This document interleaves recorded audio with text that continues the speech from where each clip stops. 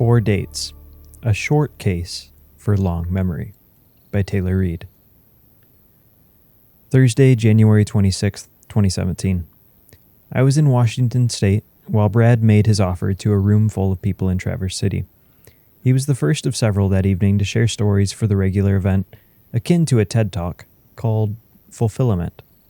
He spoke of his roots and recounted lessons and guiding principles that have stuck with him before inviting listeners to consider a powerful trade-off. Despite my absence, this talk, this potent distillation, has served a bit as a North Star for my understanding of both Brad and Crosshatch, and why their work is uniquely needed. Listen to it if you want to hear more of Brad's story and the trade-off mentioned above. For this write-up, I want to draw attention to a brief bit about 3/4 through, starting at 14 minutes and 13 seconds if you're listening along. Between accounts of time spent in New Zealand and his recollection of meeting Amanda, Brad remarked on what he referred to as the third great blessing of my life, the people.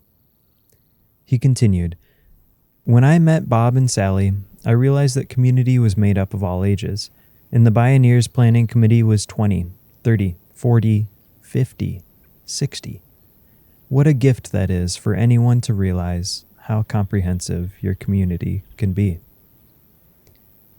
Tuesday, September 29th, 2022. I've heard that rural spaces can be trying places if you're trying to find your people. I get it. I've felt that. When it comes to connecting with others in rural places, it helps to not hold too rigidly to any expectations of what a friend or friendship might look like. Ernie, a good friend of mine, is more than twice my age. On this particular Tuesday back in September of 2022, I thought I was helping Ernie out as he helped an elder in the community who needed assistance maintaining the forest around his home. Ernie had already downed and bucked the trees that called for it when I arrived, so we worked mainly on splitting and moving firewood. Sometimes in silence, sometimes making conversation, we gutted it out. One of the gifts of spending time with Ernie is that he's already walked most of the paths, both physical and figurative, I find myself on, or am interested in. He offers thoughts and experience and sometimes just listens. We finished our work and left half of the hall in place. That pile was for Ernie to pick up later and drop off for his daughter. The rest we mainly maneuvered into the back of his truck and some into our car.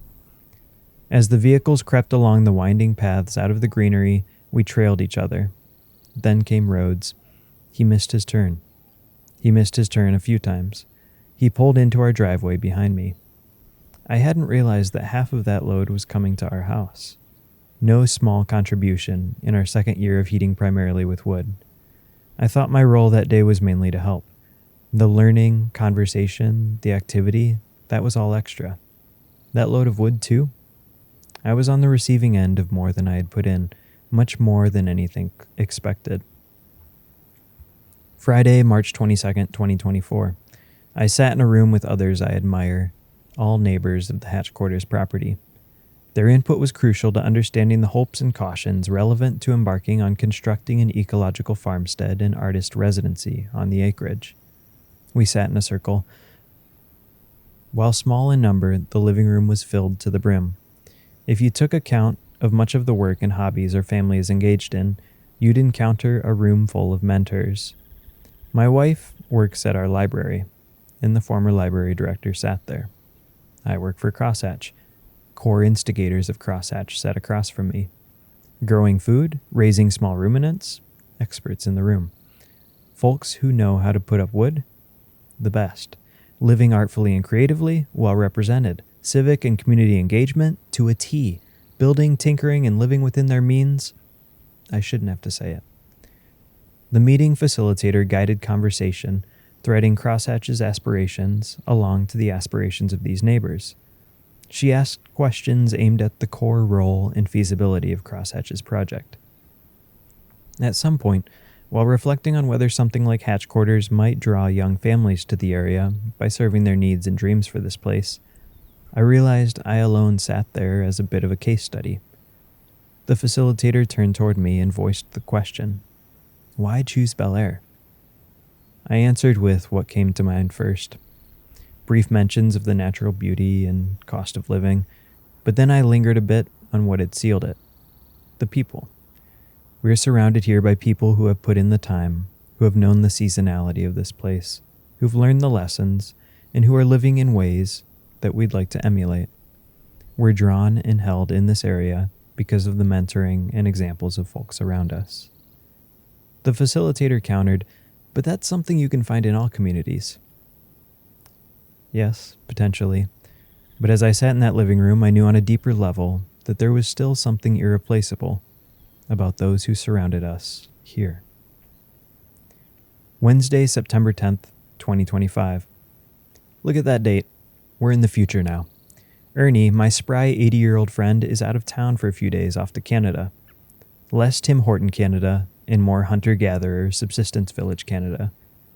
He's making his way to Pewanuck, an isolated Cree community of less than 300 people on the northern end of Ontario in the western shore of Hudson Bay. It's a 600-something mile jaunt north via cargo and mail planes. When Ernie pointed the spot out to me on a map, something stuck out immediately. Shaded light blue, I saw a mass of land simply labeled Polar Bear.